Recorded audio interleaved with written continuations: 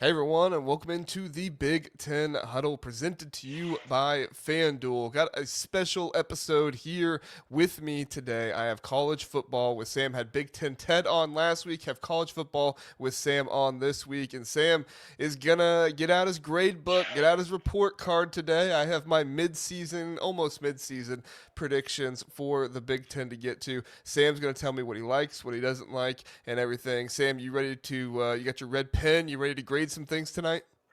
I am ready to rumble. All right. Why don't you tell people where they can find your channel at really fast before we get started?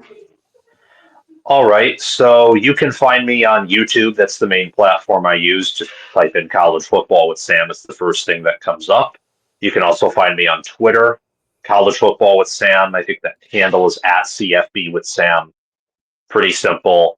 And I also try to release things on Spotify, Amazon, all the different podcast outlets. So yeah. Very good. And Sam does a great job. He goes really in depth. He knows the teams really, really well. He covers mostly Big Ten, got some SEC stuff in there as well. Overall, just a great channel that Sam has, and we're really glad to have him on. All right, Sam. So here's my kind of prediction a little bit. So I'm going to preface this by saying this is what I think should kind of happen, right? I have two teams in this conference going 12 and 0. Will they actually both go 12 and 0? Probably not. I mean, these are looking like the two best teams in college football, and Ohio State and Oregon right now. But one of these teams could drop a game. Ohio State still has Penn State on the schedule. Oregon still has USC at Washington on the schedule. I mean, there are difficult games that both of these two teams have to play. They look like nearly a lock to play in the Big Ten championship. But once you get out of those two teams, it gets really interesting. I have Indiana going 11 and 1. I'm sure we'll talk about them, followed by Michigan at 9 and 3, Illinois, Penn State, and Nebraska also at 9 and 3, USC at 8 and 4, Iowa at 7 and 5 because of tiebreakers. Washington at 8 and 4 would still be behind Iowa because they're both 5 and 4 in the conference, and then Minnesota and Maryland both 7 and 5, followed by Michigan State 5 and 7, Rutgers 4 and 8, Purdue 3 and 9, Northwestern 3 and 9, Wisconsin, sorry Badgers 2 and 10, and then UCLA. Like I said, this is the way things should go, but UCLA currently right now 0 and 12. Not sure if that will actually happen or not. I think USC will probably get a win at some point, but they squandered away probably what looked like their last opportunity against Northwestern. So we'll see how that goes. Sam, you look at this. What is your first reaction? What's the first thing that kind of catches your eye? Well, the first thing that catches my eye is Indiana at 11 and 1. And I can't say at this point I even disagree with that. I mean, I think that in reality, Penn State should beat them. But James Franklin, the top 10 wins, and it's even worse against the top five. And Indiana analytically is trending to be a top five team. We'll see how well that actually ages. But per ESPN's FPI efficiency metrics, and then um, FEI, which is S&P plus and F plus. Brian Framo, I think, is the name of the person who Mm-hmm. invented FEI, right? Yes, I believe so. Perfect. Yeah. Without priors, Indiana, I think, would be number one in his model. Like, that is how impressive they have played. And you see it on the tape. I mean, they're not Ohio State or Oregon talent wise, but you wouldn't exactly know that if you just watched them play at different points in the year. And I think Ohio State and Oregon are the two best teams in football right now. I think that resume wise, you'd have to give it to Ohio State at one. I think that Oregon has the best win and so far has showcased the most explosiveness, but that might just be different types of styles and not really anything inherent. We're still pretty early in the year, but I think that Indiana being 11 and 1 through 5 games with the Hoosiers, I'm really beginning to regret how I jumped off picking them to go 11 and 1 preseason, because I did, and then I just went 10 and 2. But there's a really good chance they could find themselves with 11 wins. And before I turn it over back to you, Wisconsin at 2-10 is shocking. It's sad, but it's reality. They're not going to win another game on that schedule, barring some insane upset. And UCLA is horrible. I don't think that team's winning another game this year. I don't see where they get the win at. I mean, you look at that UCLA schedule, and I honestly can't see any place where they do. I mean, they have Penn State, Michigan State. They're at home against Maryland, so maybe you get that one with the cross country trip. But Maryland looks like a better team than we thought they were going to be preseason. Indiana, Nebraska, Ohio State, Washington, USC. Like, I don't know where the win is there, and that's kind of desperate times for UCLA, but it is where they're at. Let's go back to Indiana for a second. So you were really high on Penn State going into the season, as was I. I don't think I was as high as you. Zach picked Penn State to win the national championship this season, so he was high on them as well. But this Oregon game, I mean, it was only a one score loss and double overtime, right? Like it wasn't, that was kind of what everybody on our channel was saying when we were doing a recap. They were like, guys, why are you being so hard on Penn State? It's a one score loss and double overtime. And I just told people, I was like, it's because nothing's changed. This is like you were banking on things changing for them this season, and it's not done that. Drew Aller seems to be the same one he's always been. James Franklin continues on with some of his offensive conservativeness. Andy Kotelnicki doesn't seem to know. I shouldn't say doesn't seem to know. That's being disrespectful, but he hasn't seemed to adjust his offense to not having as much of a running threat at quarterback. I mean, it's just kind of interesting to look through all of this. And if you're Penn State, you're looking at a loss to Oregon, maybe a loss to Iowa in there, but probably not. I mean, you're looking at losses to Ohio State and Indiana. I mean, can you even wrap that around in your mind, right? With the lines of scrimmage, Penn State should be able to win that game at home against Indiana. But I mean, you said it yourself. You wouldn't be all that surprised if they get the win over Penn State either. No, I mean, what I got wrong is Penn State last year finally had Big Ten size on D line and O line. And for whatever reason, they're actually smaller on both sides this year, despite bringing back as much as they did. Um, However, the one positive thing I will mention with Penn State is that if they play, and maybe this was Oregon letting off the gas a little bit, but given how excited Lanning was, I don't think that was the case. If they can play the way they did in that fourth quarter for the rest of the year, which I know probably unrealistic, but then you can win it all. And if you play that way based on what I've seen in college football, then you can probably win out. But that's asking so much because for the first three quarters, it was so clear that Oregon was the better team. So even when you dominate the fourth quarter and you make it look like Oregon might be, choking this thing away in a very horrific, instant fashion, it wasn't enough because Oregon had just built up that much momentum and was, dominating you in the trenches really up until that fourth quarter. And even in overtime in the fourth quarter, they did what they had to do on the lines of scrimmage and through the air. And that's ultimately why they won. I mean, it's hard for me to wrap around in my mind Penn State going 9-3, but based on what I've seen through the first four games, I mean, the Oregon game confirmed all the concerns of the first three.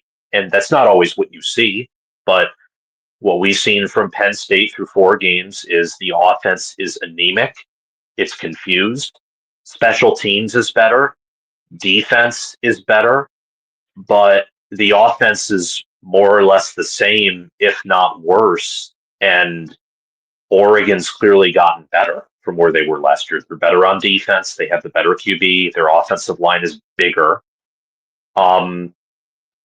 Yeah. And as for Indiana, I mean, Indiana's run defense is elite. Their offensive line is better.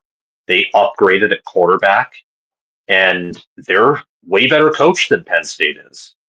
I mean, Cignetti gets his guys to play and to fight hard and to fight through adversity. And he coaches a lot of different teams. He coaches he coaches circles around other teams. And as for Franklin, it seems like they're just tight. Against Oregon, it felt like they were tight and being super cute or super conservative. They're trying to tiptoe their way around to a win. And finally, when they got down and when the crowd was booing them, it seems like they loosened up. And that's where Cignetti and Indiana, they're proactive. And it feels like Penn State's very reactive. It feels like that's always been how it is with Franklin. Oh, the offense doesn't perform. Well, we only make change like too little too late, almost. That's a great point. I have never thought about the proactive and reactive, but now that you say it, I can see that based on what we've seen this season, but also the past of Penn State. So that's a great point by you. And I will say for Penn State, another thing that adds into this, and man, I hate this because he's had such a great season. He came back after not tackling very well last year, being such a better tackler this year, but it's Tony Rojas and that injury. I mean, it looks like he's going to most likely miss most of, if not all of, the season. Amari Campbell has been fantastic at linebacker for them, but you're looking at really not any depth anymore. Dom DeLuca, who I think is a bit of an underrated linebacker in the Big Ten, he's going to step in, and that's good, but you really don't have anybody else behind those guys. You're looking at a true freshman, Alex Thatcher, I think is his name. But I mean, he hasn't even played enough for me to fully know how to pronounce his name. So we'll see how that looks, but he's still just a true freshman. Like I know seeing Malik Washington and Bryce Underwood and Bo Jackson and some of these true freshmen play for Big Ten teams, like, oh, they can play. And it's like, well, sometimes and other times it can be really tough. You have any thoughts on the Penn State linebackers there, Sam? Uh, Rojas being out for the year, now that people have brought it up, I had a friend, I think, text me either this morning or yesterday, kind of through the back channels, telling me that that happened. And it's sad. I hate injuries. And as for Penn State, I mean, the way, if they're going to beat Ohio State or beat Indiana, which I, I'm not picking them to, but they can. I mean, the talent is there. And Indiana, I think, is better than they were last year, but they probably will still have issues scaling with talent. And Ohio State, I think, is a top two team right now. And it looks like they've mostly reloaded on defense, but offensively, they've taken some steps back. And just Penn State should be able to be in those games enough to where they can win. Now, again, I won't pick them to. They shouldn't be favored against Ohio State, and maybe at the time they play Indiana, they shouldn't be favored in that game either. If they were going to win, they had to have their defense continue to play healthy and play fast and make the fundamentally sound improvements they did under Knowles. And losing that caliber of player, one of their most athletic players on defense, is disastrous. Like that's the way to put it, because they've looked really good at defensive end. They've looked, I would just say, good at D tackle. Secondary, I think, has improved. I mean, in that Oregon game, and this was in part intentional, but outside of some busted plays where Moore looked like a Heisman um, contender, Knowles really did a good job of keeping everything in front of Penn State's defense. And Oregon, as a result, was able to move in between the 30s, but couldn't really get beyond them until Penn State's defense was tired. Having to potentially rely on a true freshman to rotate and having, Dominic DeLuca out there in replace of Rojas is going to be hard against some of these bigger and better teams who are faster than you and who will have no mercy for you when trying to target what they perceive to be your weak links. Now, if any defense, and if any defensive coordinator can recover from this, I think it's like Penn State and Jim Knowles are one of them. But that is a very, very tough loss. For sure. For sure. All right, enough on Penn State there. Let's move on. I think another team of relevance here to talk about, and I will say really fast. I can already see the comments coming in right now. Oregon's not the number one team in the nation. Ohio State is. So I went through a playoff predictors, their website, to do this, and they automatically put the standings in there based on the head to heads and stuff like that. It just so happens that in this scenario, if all these games turn out this way, head to head, Oregon would be number one in the standings. Ohio State would be number two. That doesn't mean that I have Oregon as the number one team in the nation. That just is the way the standings work out. So let me live, okay? Don't come at me too much in the comments unless I guess you have something else. That's fair as well. Sam, 9-3 for Michigan. I got to be honest. I could see Michigan going 10-2. I had them obviously losing to Oklahoma. I had that one loss early on in the season. I had them losing to USC. I just feel like that's a really difficult matchup on the road that far. However, Michigan has been so good on the line of scrimmage. I'm not super confident in that pick. Again, I think USC should win that game, but we'll see. And then I also have Ohio State winning at the end of the year. People know I'm not picking Ohio State to win that game until they actually win it again. So again, I'm saying this is what should happen, but I'm not confident in that happening. Michigan could very well end this season 10-2 and be that fourth team that gets into the playoffs for the Big Ten if everything else plays out the way that it has. Do you have any thoughts on Michigan 9-3, 10-2? What do you think? I think I think a lot of things in regards to Michigan. Um, Michigan and Ohio State is going to be an even bigger regular season game than I expected it to be. And a huge part of the reason why is because some of the opponents on their schedule have not lived up to what they could be. And I think Ohio State and Michigan have done a very good job of living up to what they could be. So they've been able to float in the water and tread their own water. And some of these other teams, such as USC, I don't know what that was against Illinois. I thought that game would be close, but the way that panned out, where if not for a bad fumble call, Illinois could win by double digits and run away with it. That's discouraging. That's pretty rancid.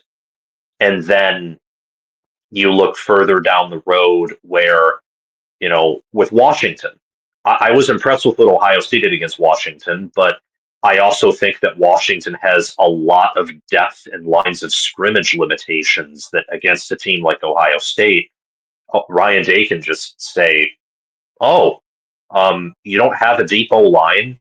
Your D line can't get home in pass rush. Well, oh well. We'll just slow the game down and limit ourselves to like 6 possessions, and we can only score 20 on you because when you play against a real defense, those things get exposed, and your quarterback can't do all that much. So with Michigan, I think that their schedule is actually even easier than I thought it would be preseason. Michigan State has issues. Washington has some injuries that are going to be tough to overcome.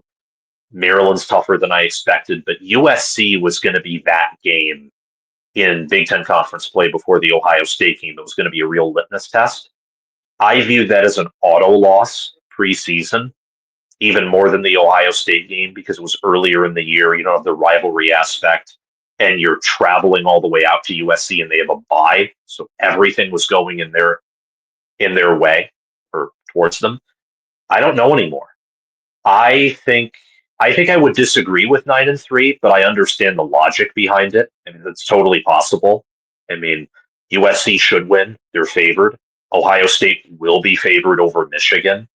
But Michigan, I think at this point is going to go anywhere from 9-3 to 11-1. There's a very good chance, I think, that they go 10-2, and I think because of how their schedule aligns, they could even go 11-1, and maybe they're not power rated like an 11-1 Big Ten team, but they're like Paul Chryst Wisconsin team, some of those better teams where they have a really good record because they're taking advantage of their schedule. Yeah, and Michigan right now on FanDuel, their win total sits at 8.5. So if you're somebody that like me and Sam, you're thinking 9-3, 10-2. I mean, heck, you said it, 11-1 is possible. You're gonna want to go on over there to FanDuel and bet that. I mean, it is favored to go over the 8.5 there, but I mean, still the fact that that win total is still sitting there at 8.5. I wonder what Indiana's is. Indiana's is only 9.5 right now, so that's another one there for you that you can go look at there on FanDuel. All right, Sam, let's talk through. Actually, you know what? You pick. There's some other ones on here: Illinois, Nebraska, USC, ones like that that I think are interesting to discuss. You pick where we go next. Oh, I thank you. Um, let's go with Nebraska. I almost want to talk more about Ohio State because Ohio State, um, I just think it's pretty crazy and admirable what they've done. I've always been a pretty big Ryan Day fan. I mean, I'm a Michigan fan, so I have that natural like rivalry hatred aspect. And the reason I don't talk about it much is because the type of person Ryan Day is, and then the way he's constructed the program, it's just like you can't hate greatness. You can't, especially when I think there's a lot of validity to it and there's nothing sketchy about it. And um, yeah, it's just what they've done is really impressive. I don't know if they'll go 12-0. I still think based on a little bit of priors that I have in my head and what I've seen on the field, I think that there's a good chance one of Penn State or Michigan gets them. But at this point, they're going 11-1 or 12-0, which means they're going to get a bye or a home game. And a bye is much more likely. 12-1 Ohio State's an auto bye, and I'd argue 11-1 Ohio State, as long as Texas continues to win, would also get a bye, and they definitely deserve it. But with Nebraska, I wish they could go 9-3 or 10-2. But when you're giving up 6.2 yards per carry and you're playing Jonathan Smith, Kirk Ferentz, James Franklin, a USC team who can run the ball well. I know they didn't against Illinois, but Illinois is much bigger on the D line and on the defensive front than Nebraska is.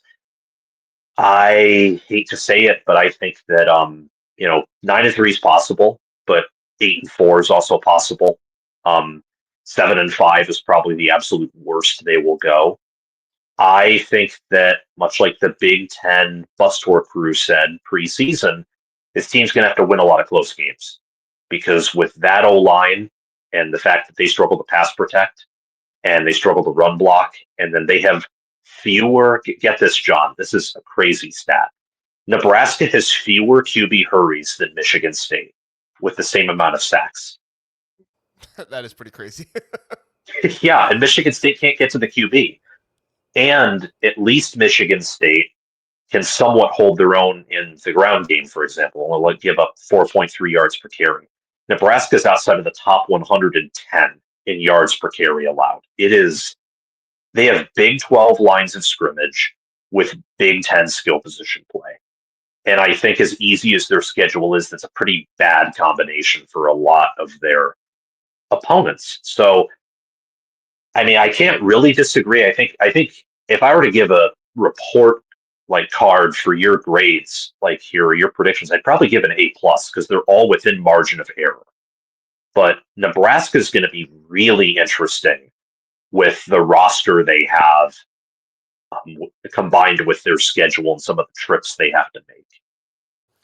Yeah, Nebraska's win total on FanDuel sits at 7.5 right now. So I fully agree with what you're saying on like 7-5, 8-4 is probably more likely just with what we know about the team. But with the talent and it being year three Matt Rule, they should be 9-3. They should be in that range. It's just about getting there and the schedule as well. I mean, you pointed out really their toughest games they have left. They're home against USC, home against Iowa, and then you go on the road to Penn State. The rest of the games here are Michigan State, Maryland, Minnesota, UCLA, and Northwestern. And no disrespect to those teams, but with the talent that Nebraska has, they should beat those teams.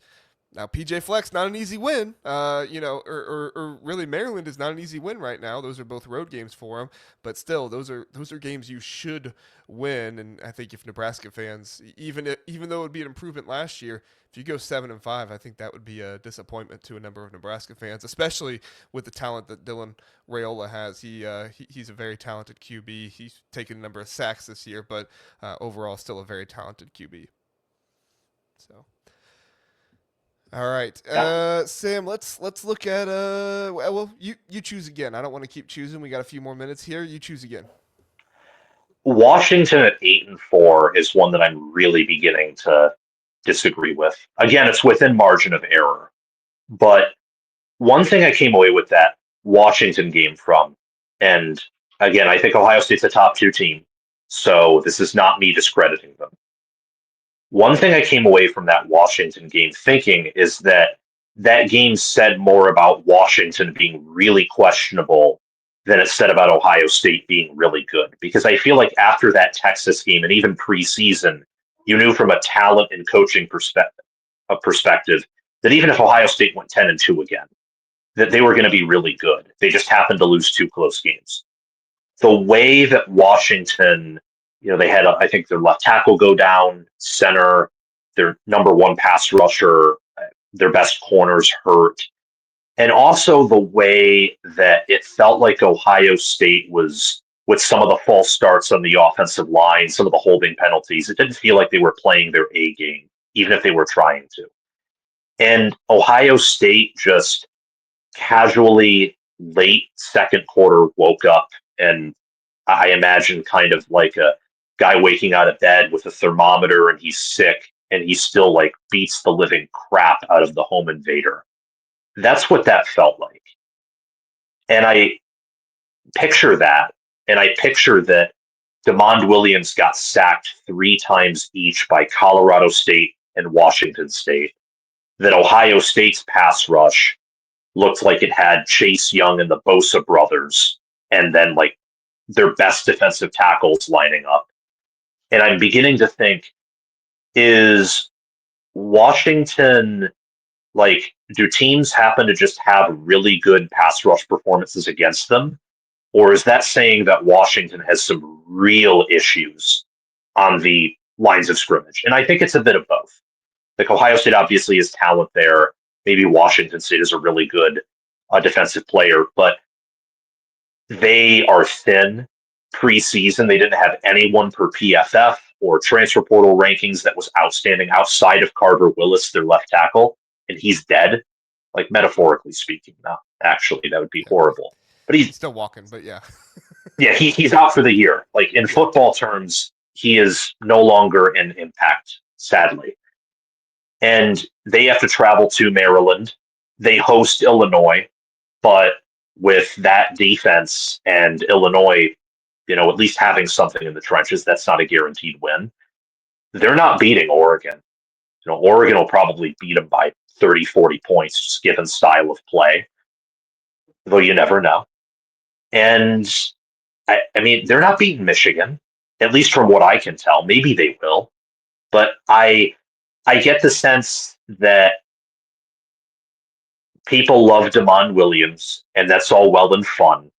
But what makes a team like Ohio State and Oregon great is they have the great quarterback, but then they have the great supporting cast and defense as well. Washington has the great QB, but I don't think they have any of that. I think the rest of their roster is still a year or two away. And that combined with the travel and with a team like Maryland gaining momentum out of nowhere, which isn't good for Washington because that was chalked up as, not an auto win, but one of the easier wins. And now it's no longer an easy win. I actually think Maryland wins that game this Saturday. That's probably the one on this list, if I were to look at, that I would feel like I have a lot of reasons to disagree with. Well, I'm with you on a lot of what you said. I have Wisconsin. I have Washington losing to Maryland, Michigan, and Oregon, getting them to 4 losses. And I'm not against what you said about them possibly being lower. I think Illinois presents a really good threat, but I don't know if I see them less than 7 wins. I mean, let's just go through it really fast. You tell me if you see any of these as losses. Rutgers at home, or like Rutgers No, goes to Washington. That's a win for Washington. Uh, Washington goes to Wisconsin. Is that a loss, maybe? I'm going to say no, but at that point, you begin to have what Oregon did last year, where the thousands of miles back and back and back really begins to, compound. And that Yeah, really sucks. So maybe, yeah. but I'd say no. Purdue at Washington, No. and then Washington at UCLA. I'm going to say no, but that's tricky, like Yeah, Wisconsin. I think the tricky thing here is that Wisconsin and UCLA, this is probably their best opportunities for wins left on the schedule. With them getting these games at homes, and that's not me saying anything bad about Washington. I actually really like Washington. I like Damon Williams. I like Jonah Coleman. I like those guys. But like you said, you kind of need the supporting defense to go with it. And I don't think Ryan Walters has completely changed that defense yet. Now, they went against Ohio State, a very good offensive attack. Maybe we'll see something different against Maryland this weekend. But yeah, I think Washington's one of those teams right now. They're kind of teetering, could go either way. It's going to be very interesting to see what happens with them the rest of the season. So, all right. Well, Sam, I said I wouldn't keep you any more than 30 minutes. If there's anything else you have on the record predictions you want to quickly say, feel free. But if not, just go ahead and tell people where they can find your channel at one more time. I guess the last thing I'll say is that I'm pretty much in line with these within a game or two. Um, I think that the most interesting team that we didn't really touch on, I would have to go with Iowa. Mm, Um, Iowa, I do see them exactly at 7-5 at this point.